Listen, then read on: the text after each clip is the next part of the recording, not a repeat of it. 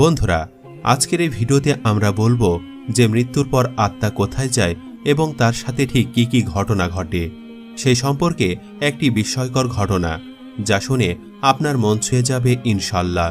তাই ভিডিওটি একবারে শেষ পর্যন্ত দেখবেন। একদিন নবী করিম রাসূল সাল্লাল্লাহু আলাইহি সাল্লামের একজন সাহাবী মারা গেলেন।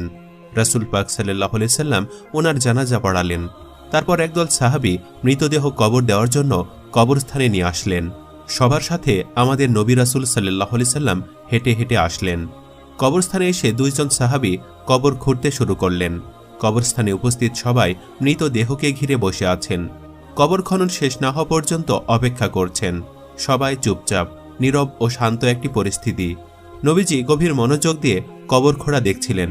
একটু পর তিনি সবার দিকে তাকিয়ে জিজ্ঞেস করলেন, তোমরা কি জানো মানুষ মারা যাওয়ার পর তার আত্মার কি হয়?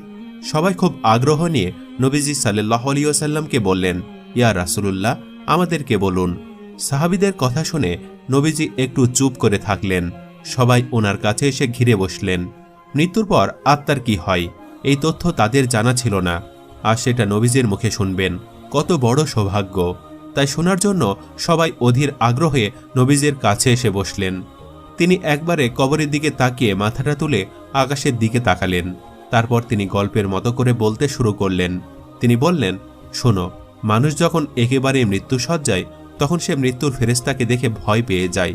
কিন্তু যে বিশ্বাসী ও ভালো মানুষ, তাকে মৃত্যুর ফেরেশতা হাসি মুখে সালাম দেন, তাকে অভয় দেন এবং মাথার পাশে এসে ধীরে ও যত্ন করে বসেন।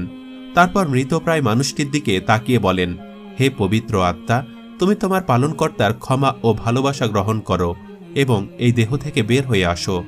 মুমিনের আত্মা যখন দেহ থেকে বের হয়ে আসে, তখন সে কোনো ধরনের ব্যথা ও বেদনা অনুভব করে না। নবীজি আরও একটু ভালো করে উদাহরণ দিয়ে বললেন, মনে করো একটা পানির জগ কানায় কানায় পূর্ণ হয়ে যাওয়ার পর উপর থেকে এক ফোঁটা পানি যেমন নিঃশব্দে উপর থেকে নিচে নেমে আসে, ঠিক তেমনি নীরবে ও কষ্ট ছাড়াই আত্মাটি তার দেহ থেকে বের হয়ে আসে। সেই সময় দুইজন অন্য ফেরেশতা বেহেশত থেকে খুব সুগন্ধি মাখানো একটা নরম সুতার সাদা চাদর নিয়ে আসেন এবং তার আত্মাটিকে সেই চাদরে আবৃত করে আকাশের দিকে নিয়ে যান। তারা যখন আকাশে পৌঁছেন, তখন অন্য ফেরেশতারা সেই আত্মাটিকে দেখার জন্য এগিয়ে আসেন। কাছে এসে সবাই বলেন, সুবহানাল্লাহ, কত সুন্দর আত্মা, কি সুন্দর তার ঘ্রাণ। তারপর সবাই জানতে চান, এই আত্মাটি কার? উত্তরে আত্মা বহনকারী ফেরেশতা বলেন, উনি হলেন ফুলান ইবনে ফুলান। নবী আরবিতে বলেছেন, বাংলায় হলো অমুকের সন্তান অমুক।